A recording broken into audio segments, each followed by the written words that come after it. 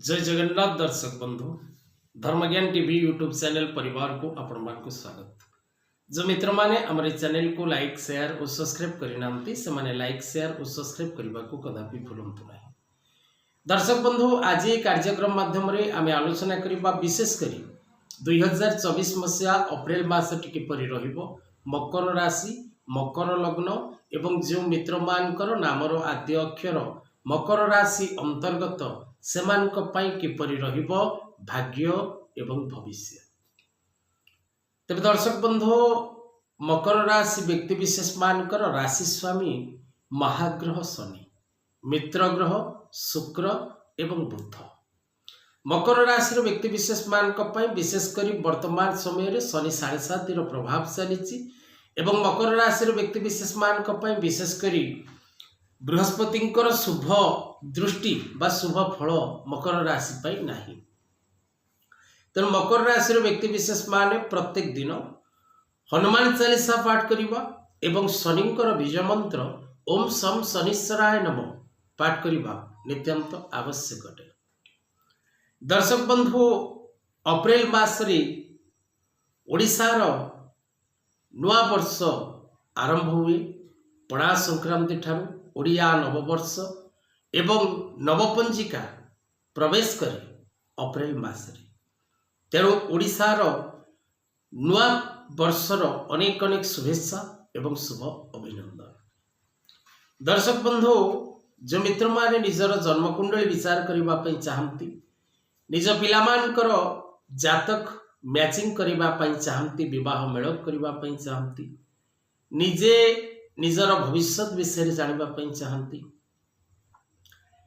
Career job love एवं निजर profession एवं विशेषकर जो माने नुआ घरटे निर्माण करने को चाहते से माने निजर घरर भागपत्र डिजाइन एवं जो मानकर घरे कौन वास्तुजनित दोष रही से माने जदि निज गृह को वास्तु विजिट करने चाहते तेरे तले दे जाइथिबा नंबर रे जोगाजोग करने को भूलंतु नहीं।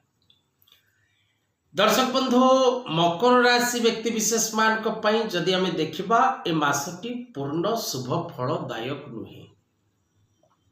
तेणु प्रत्येक मकर राशि व्यक्ति विशेष माने सावधान रहिबा सतर्क रहिबा एवं प्रत्येक कार्य भाविचिंती करिबार आवश्यकता रही।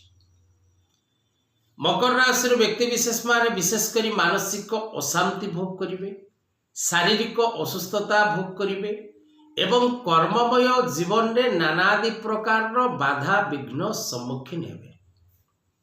मकर राशि व्यक्ति विशेष माने जदि कौनसी नुआ काम किछि करबा को चाहउछंती व्यवसाय करबा को चाहउछंती बा नुआ कर्मटी प्राप्त करबा पई आपण प्रयास करूछंती तबे दर्शक बंधु सफलता मिलिबा कष्ट हो।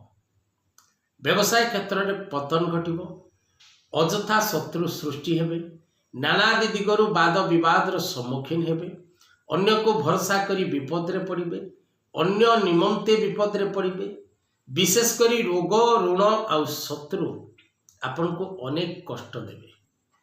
तेणु सावधान हिसाब रे और सतर्क हिसाब रे प्रत्येक कार्य करबा को चेष्टा करंतु। द्वितीयतः मकर राशि व्यक्ति विशेष माने कर्ममय जीवन रे जदि आपण कौन स्थान रे काम करूचंती ताहा सरकारी हो बा बेसरकारी हो कर्म स्थान रे आपण निश्चित भाव रे बाधा विघ्नर सम्मुखीन हेबे एवं विशेषकर मकर राशि व्यक्ति विशेष माने आय तुलना रे आपणकर इनकम ठारू अधिक खर्च रहिबो। आपण जेतिकी रोजगार करिवे ताहा आपणक पई नखट हबो लसेस रे आपण मास रे रहिबे कौन प्रकार फाइनेंशियली डेवलपमेंट पाई समय शुभकार को नुहे। द्वितीयतः जो माने शिक्षा क्षेत्र में अच्छा बालक बालिका मकर राशि से माने नूतन शिक्षा ग्रहण करबा पई करुथिबा प्रयास रे किछि बाधा सृष्टि हो एवं जदि शिक्षा क्षेत्र जनित कौन निष्पत्ति नबार रही ए मासरे तेबे आपण 1000 थर भावी चिंती शिक्षा क्षेत्र निष्पत्ति नियंतु। वैवाहिक दाम्पत्य जीवन में नानादि प्रकार कष्ट पति पत्नी मध्य देखा दब लव रिलेशनशिप फ्रेंड रिलेशनशिप एवं मैरिज लाइफ रे निश्चित भाव में विवाद सृष्टि हम एथिरे कौनसी संदेह नहीं। संतान संतति मानकर शारीरिक सुस्थता निमंते प्रयास करंतु। स्वास्थ्य जनित समस्या पिला मानकर देखादब एवं जो माने share market trading export import real estate stock market online व्यवसाय करछंती बा ऑनलाइन प्लेटफॉर्म द्वारा निजर जीवन एवं जीविका को आगु को नौचंती से माने सतर्क हिसाब रे रहिबार आवश्यकता रही।